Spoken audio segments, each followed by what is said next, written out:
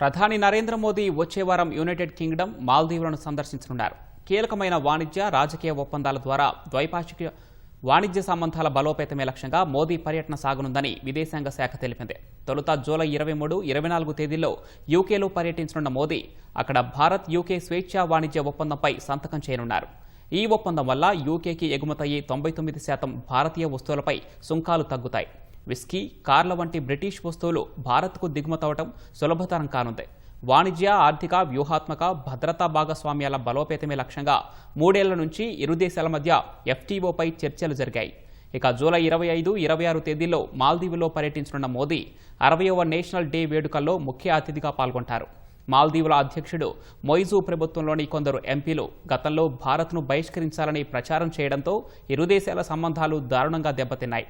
భారతీయులు మాల్దీవులను బాయ్కాట్ చేయగా అక్కడి పర్యాటకం కుదేలైంది. వెంటనే నష్ట నివారణ చర్యలు చేపట్టిన మొయిజు గత ఏడాది భారత్లో పర్యటించారు.